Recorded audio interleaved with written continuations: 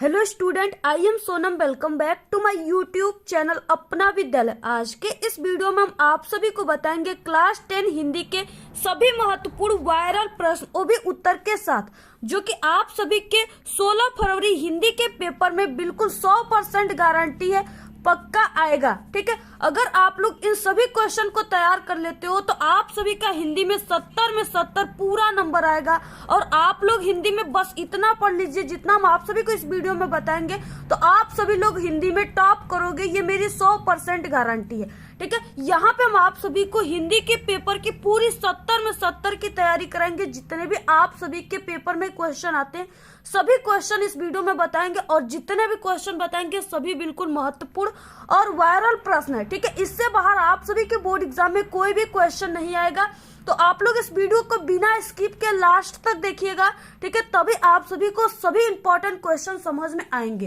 तो यहाँ पे देखिए, सबसे पहले आप लोग देखिए वीडियो को लाइक कर दीजिए, और कम से कम इस वीडियो पे 1000 आप लोग लाइक जरूर कीजिए। ठीक है, क्योंकि हम आप सभी लोगों के लिए ये वीडियो बहुत ही मेहनत से बनाए हुए हैं। और यहाँ पे हम आप सभी को 5 सबसे महत्वपूर्ण जीवन परिचय बताएंगे कवि और लेखक का।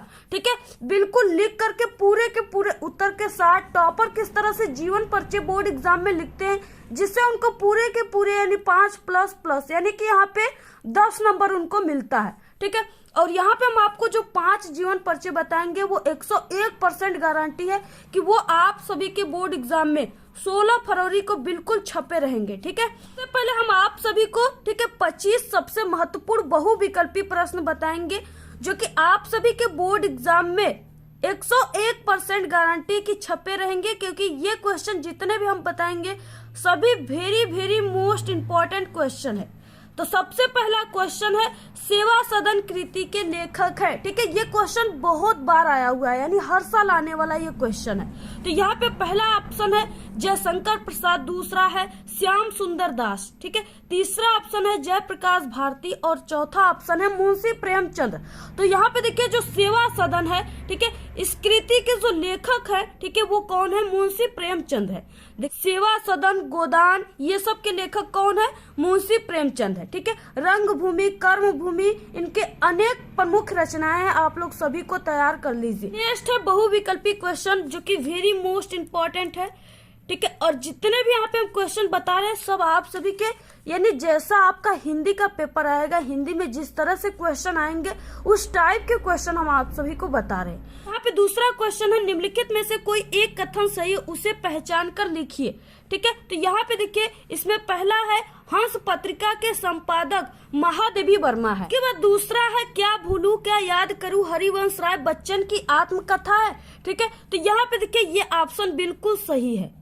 ठीक है, क्योंकि जो क्या भूलूं क्या याद करूं ये हरिवंश राय बच्चन जी की है, और ये किस विधा की रचना, अगर आपके एग्जाम में आ जाएगा तो ये क्या है? आत्मकथा विधा की रचना है। बाकी इसमें ये जो ऑप्शन 2 है ये भी गलत है। परीक्षा गुरु कहानी विधा की रचना है, ये भी गलत है, क्योंकि परीक्षा गुरु जो है वो लाला श्रीनिवास दास का है, और ये उपन्यास विधा की रचना है। ठीक है, और इसमें डी ऑप्शन है रस मीमांसा जयशंकर प्रसाद की कृति है, ये भी गलत है, क्योंकि जो रस मीमांसा है ये आचार्य रामचंद्र शुक्ल की कृति है।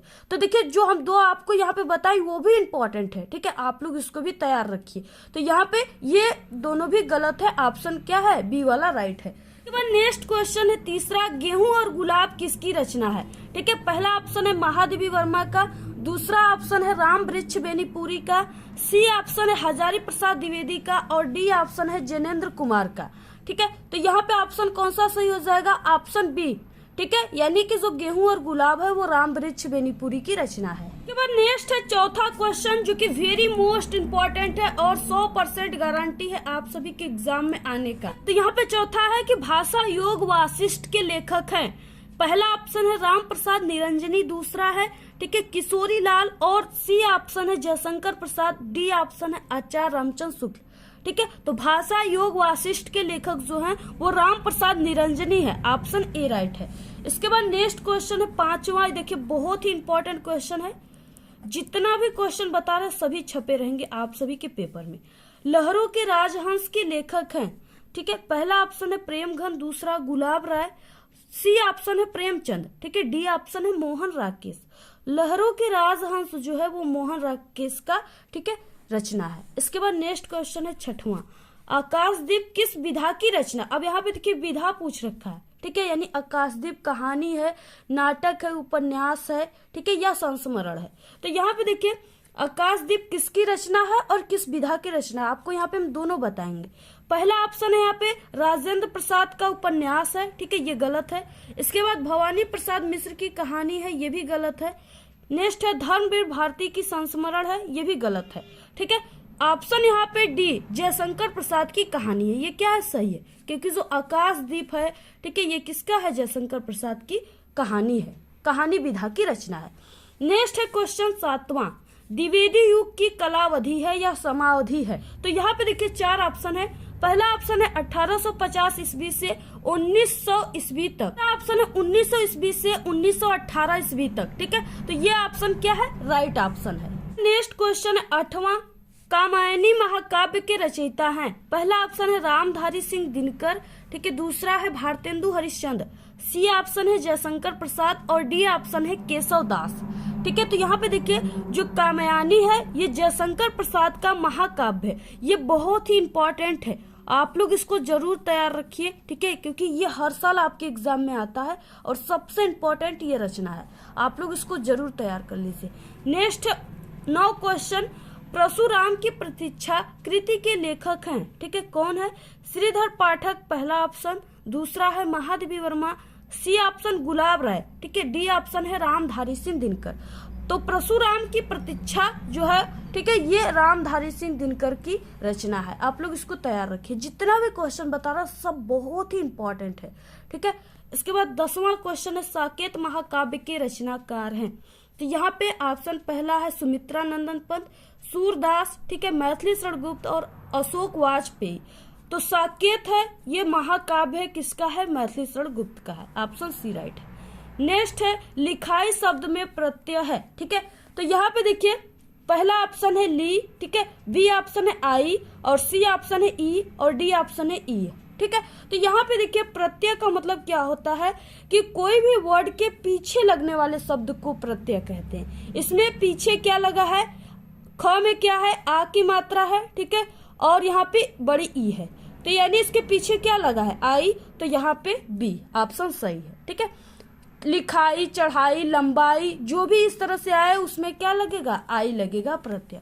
इसके बाद नेक्स्ट क्वेश्चन है 12, उपयोग में उपसर्ग लगा है। अब देखिए उपसर्ग का मतलब क्या होता है, यानी ये क्या होता है कि शब्दों के आगे लगा रहता है। देखिए पहला ऑप्शन है आ, ठीक है, दूसरा ऑप्शन है अ, सी ऑप्शन है अप और डी ऑप्शन है उप।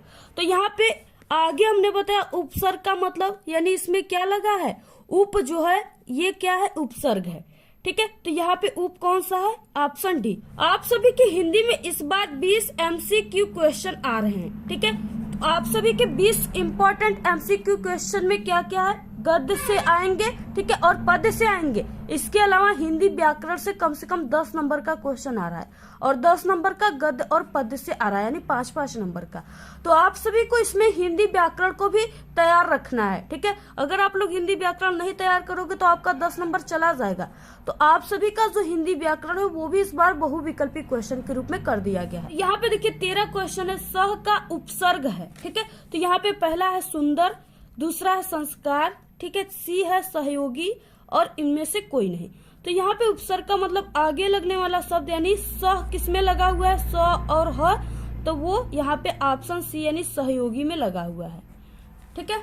इसके बाद नेक्स्ट है क्वेश्चन 14, जिनके आगे ठहर सके जंगी न जहाजी है, ये वही प्रसिद्ध छत्रपति भूप शिवाजी, ठीक है। इन पंक्ति में कौन सा छंद है, यहाँ पे क्या पूछ रखा है, छंद पूछ रखा है। तो यहाँ पे देखिए, ठीक है, इसमें क्या है कि जिनके आगे ठहर सके जंगी न जहाजी। अब यहाँ पे आपको किस तरह से इसको पहचानना है, ठीक है। तो यहाँ पे देखिए, यहाँ पे क्या है, अगर जहां पर भी छोटी मात्रा है, ठीक है, वहां पे इस तरह से एक लगता है और जहां पे बड़ी मात्रा है उस तरह से, ठीक है, ये चिन्ह लगता है, इसका मतलब 2 होता है। तो यहाँ पे देखिए ये क्या है, छोटी की मात्रा है तो यहाँ पे आपको 1 लिखना है। इसके बाद यहाँ पे, ठीक है, यहाँ पे भी 1 और इसमें यहाँ पे क है और इस पे क्या है, एक ही मात्रा है, तो यहाँ पे इस तरह से ये वाला हो जाएगा, इसका मतलब 2 हो जाएगा, ठीक है। इसके बाद नेक्स्ट है, इसमें आ की मात्रा है तो यहाँ पे 2 हो जाएगा, इसके बाद यहाँ पे भी 2 हो जाएगा, ठीक है, क्योंकि ए की मात्रा है, ठीक है, इसमें क्या है कोई मात्रा नहीं है, एक एक हो जाएगा। इसके बाद यहाँ पे 1 और इसमें मात्रा है 2, यहाँ पे 2 क्योंकि 9 लगा हुआ है, ठीक है, यहाँ पे 2 हो जाएगा, ये 2 है और यहाँ पे ये 2 है क्योंकि इसमें बड़ी की मात्रा है, ठीक है, और यहाँ पे 1 और यहाँ पे 1, इसमें आ की मात्रा है 2 और इसमें बड़ी की मात्रा है 2, ठीक है। इसके बाद नीचे वाले में देखिए, इसमें क्या हो जाएगा 2 हो जाएगा और इसमें भी 2, ठीक है, इसमें 1 और 2 यानी इसमें जो ऊपर है वही में। इसके बाद इसमें 2, ठीक है, 1 1 1, इसके बाद इसमें हो जाएगा 1 1 1 1 क्योंकि इसमें छोटी की मात्रा है, इसमें बड़ा ऊ की मात्रा है 2 1, इसमें छोटा है आ की मात्रा इसमें है, फिर इसमें बड़ी की है 2 2 हो जाएगा। अब देखिए इसको आपको काउंट करना है, ठीक है, तो यहाँ पे देखिए 1 हो गया, ठीक है, 2 3 4 5 6 7 8 9 10 11, ठीक है, 11 इसमें है। फिर उसके बाद यहाँ पे 11 के बाद यहाँ 12 13 14 15 16 17 18 19 20 21 22 23 24, यानी इसके प्रत्येक चरण में, ठीक है, 24 24 मात्राएं आने चाहिए।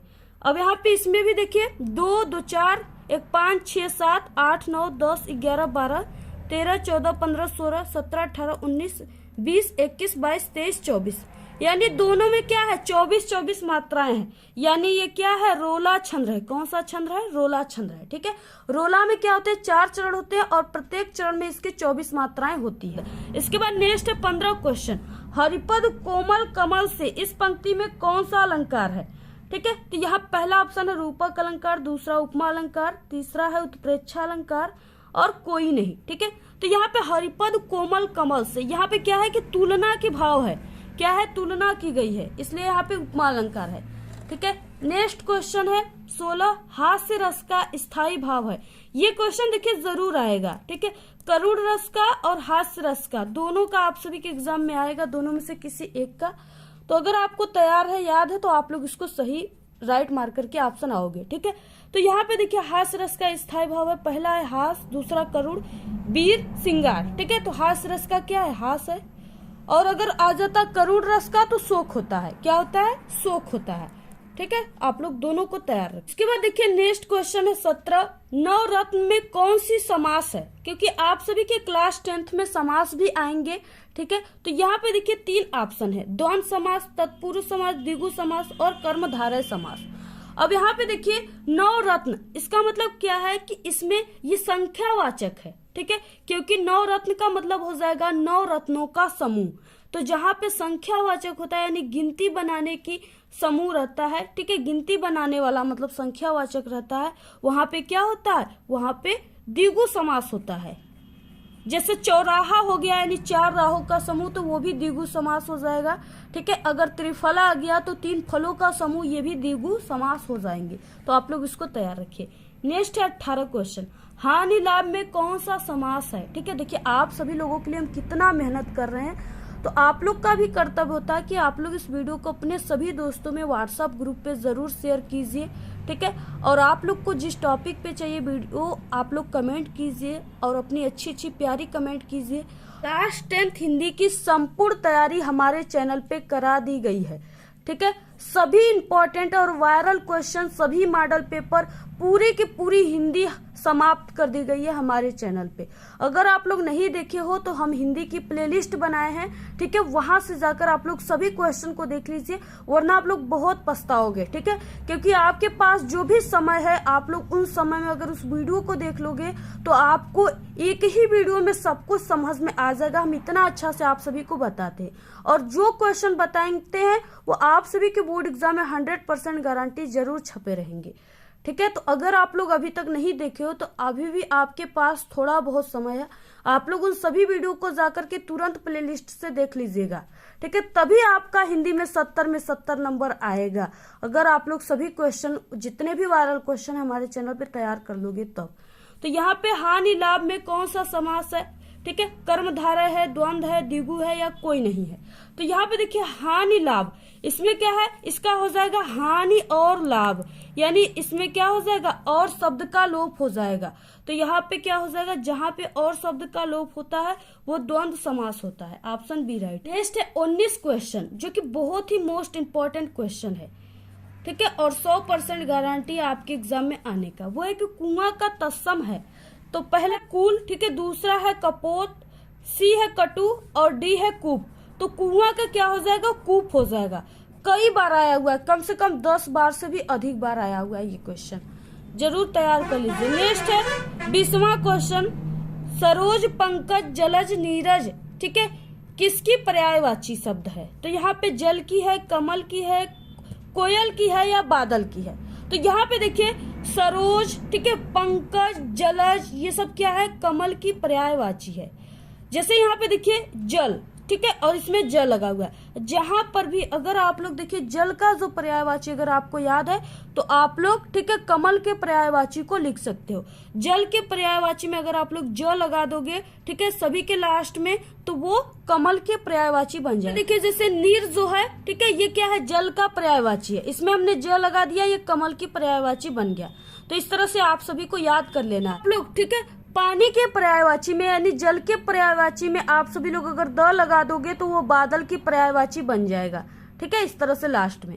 तो आप लोग इस ट्रिक से याद कर सकते हो। नेक्स्ट है 21 क्वेश्चन, मध्वरी का संधि विच्छेद है, ठीक है। पहला है मधु प्लस वरी, ठीक है, बी है मधु प्लस वरी, ठीक है, सी है मधु प्लस अरी, डी है मध्व प्लस वरी, ठीक है। तो यहाँ पे देखिए मध्वरी, यानी कि यहाँ पे देखिए कहीं भी आप सभी को अगर इस तरह से ध इसके बाद वो आ जाए, ठीक है, तो वहां पे क्या हो जाएगा कि इस पे क्या हो जाएगा कि ऊ का मात्रा हो जाएगा, ठीक है। तो यानी यहाँ पे हो जाएगा मधु प्लस अरी, क्या हो जाएगा, मधु प्लस अरी, ऑप्शन सी राइट। के बाद नेक्स्ट है 22 क्वेश्चन, फला नाम में कौन सी विभक्ति वो वचन है, ठीक है। तो यहाँ पे पहला है षष्ठी विभक्ति बहुवचन, तृतीया विभक्ति एक वचन, सप्तमी विभक्ति बहुवचन, पंचमी विभक्ति एक वचन, ठीक है। तो फला नाम यानी ये नाम जहां पर म जुड़ जाए ना, और यहाँ पे नाम यानी जहां पे लास्ट में म जुड़ जाए वो षष्ठी विभक्ति बहुवचन होगा, ठीक है। आप लोग बिना सोचे मार दीजिएगा, सही हो जाएगा।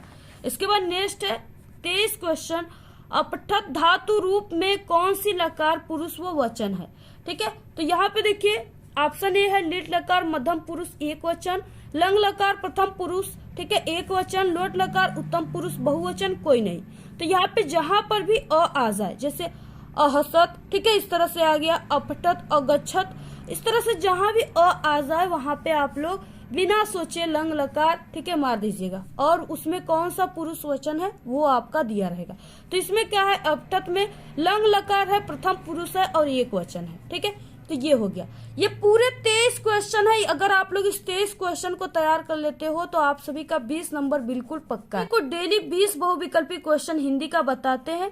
अगर आप लोग उन सभी हिंदी के इंपॉर्टेंट क्वेश्चनों को तैयार कर लेते हो, ठीक है, अगर डेली आप लोग जितने भी हम बताते हैं उतना तैयार कर लिए तो आप सभी का 20 नंबर बिल्कुल पक्का है। इससे बाहर एक भी ऑब्जेक्टिव क्वेश्चन नहीं आएगा, क्योंकि जितने भी ऑब्जेक्टिव बताते हैं हम आप सभी को बहुत ही मेहनत से उसे खोज कर बताते हैं। सभी जितने भी आपके बोर्ड के पेपर वायरल हैं, ठीक है, जितने भी साल के हैं, पूरे साल के बोर्ड के पेपर को इकट्ठा करके उसमें से खोज के कोई भी क्वेश्चन हम आप सभी को बताते हैं। तो आप लोग समझ जाइए कि वो क्वेश्चन कितना वायरल क्वेश्चन है और वो आपके पेपर में बिल्कुल छपा हुआ रहेगा।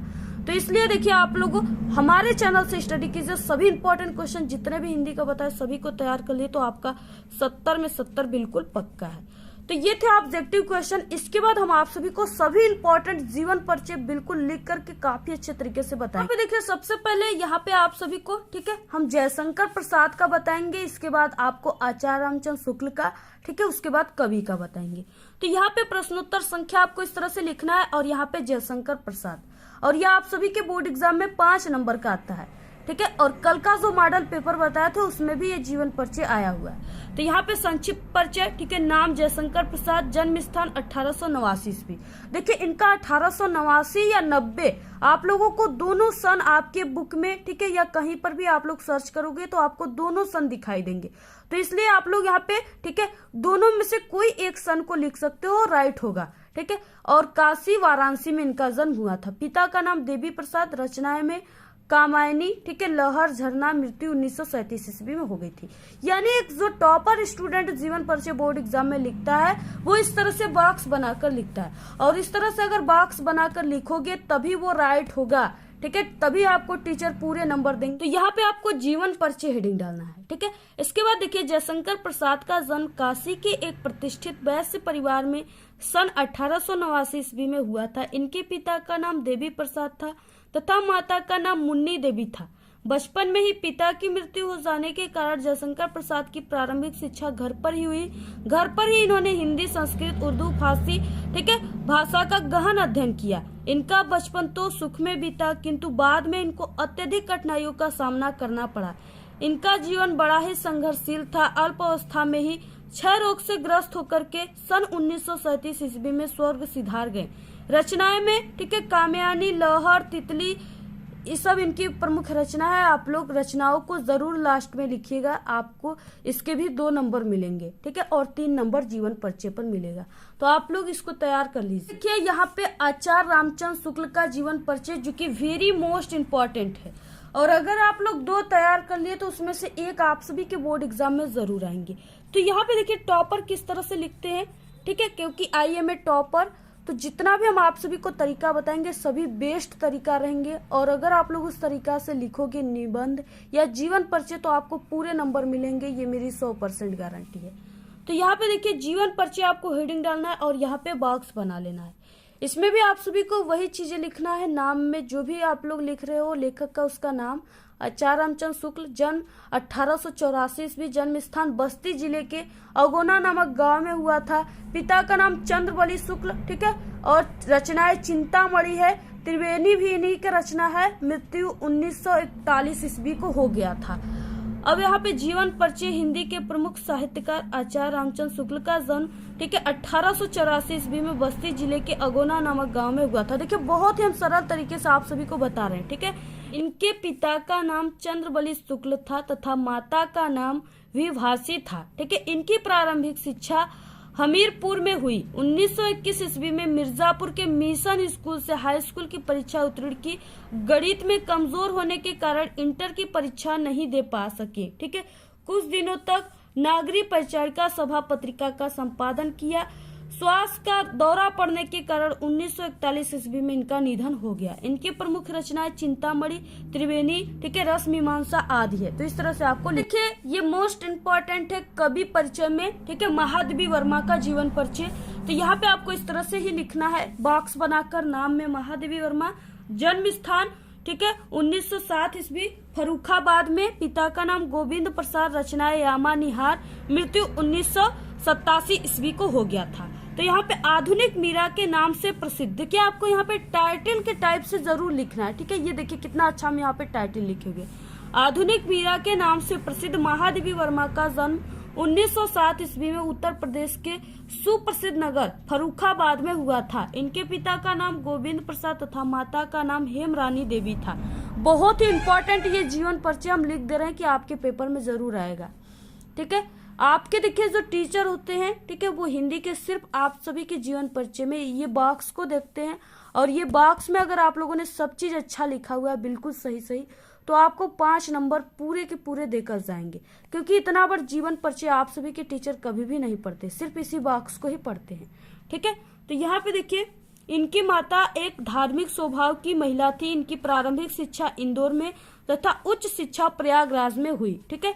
इनका विवाह 9 वर्ष की छोटी उम्र में ही रूप नारायण वर्मा के साथ हो गई, ठीक है। रूप नारायण या स्वरूप नारायण भी आप लोग लिख सकते हो, दोनों नाम था इनके पति का। देवी वर्मा जी उत्तर प्रदेश के विधान परिषद की सदस्य भी मनोनीत हो चुकी हैं। इनकी मृत्यु सन 1987 ईस्वी को प्रयागराज में हो गया, ठीक है। रचनाएं यामा, दीप शिखा, निहार, स्मृति की रेखाएं इनकी प्रमुख रचनाएं। इसी तरह से आपको पूरा जीवन परिचय लिखना। नेक्स्ट है बहुत ही इंपॉर्टेंट, वो है गोस्वामी तुलसीदास, ठीक है। तो यहाँ पे देखिए इस तरह से आपको लिखना है, इधर बॉक्स बना लेना है, नाम गोस्वामी तुलसीदास, और देखिए जन्म, ठीक है। जन्म यहाँ पे आप लोग गोस्वामी तुलसीदास के जन्म को संवत में भी लिख सकते हो और ईस्वी में भी लिख सकते हो, ठीक है। तो यहाँ पे देखिए जन्म संवत में जो है इनका वो 1554 ईस्वी है, और ईस्वी में अगर आप लोग लिखोगे, ठीक है, तो वो कितना है 1532 ईस्वी है।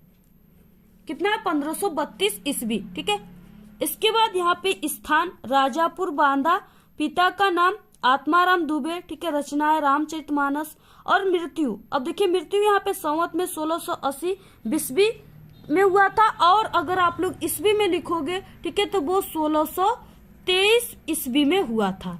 तो देखिए दोनों आप लोग लिख सकते हो, ठीक है। अगर आपको दोनों याद है तो आप लोग संवत में और ईस्वी में दोनों में आप लोग इनका जन्म स्थान मृत्यु लिख सकते हो, ठीक है। अगर आपको एक याद है तो आप लोग एक ही लिखिए, लेकिन हाँ अगर आप लोग संवत में जन्म लिखते हो तो संवत में मृत्यु भी लिखोगे। अगर आप लोग, ठीक है, जन्म इनकी ईस्वी में लिख रहे हो तो आपको, ठीक है, मृत्यु भी ईस्वी में लिखना होगा। अब यहाँ पे देखिए जीवन परिचय में गोस्वामी तुलसीदास का जन्म संवत 1554 ईस्वी को बांदा जिले के राजापुर नामक गांव में हुआ था, ठीक है। ये चित्रकूट में है। इनके पिता का नाम आत्माराम दुबे तथा माता का नाम हुलसी था। इनका बचपन का नाम राम बोला था।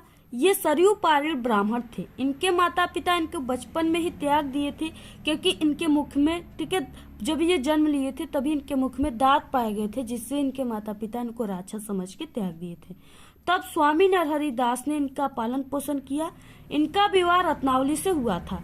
ये अपनी पत्नी के प्रेम में बहुत ही अनुरक्त रहते थे, ठीक है, लेकिन पत्नी के डांट के कारण इनके मन में वैराग्य उत्पन्न हो गया। ये काशी चले गए। इनका जीवन काशी, अयोध्या और चित्रकूट में अधिक बीता।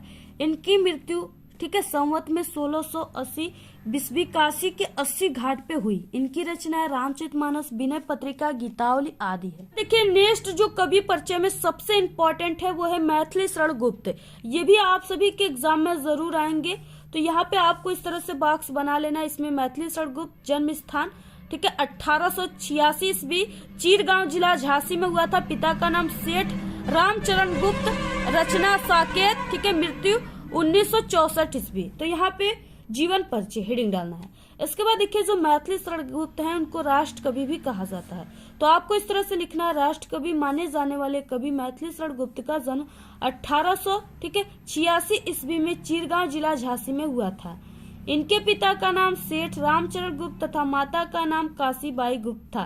काव्य रचना की ओर बाल्यावस्था से ही इनका झुकाव था। आचार्य महावीर प्रसाद द्विवेदी की प्रेरणा से इन्होंने हिंदी काव्य की नवीन धारा को, ठीक है, पुष्ट कर उसमें अपना विशेष स्थान बना लिया था।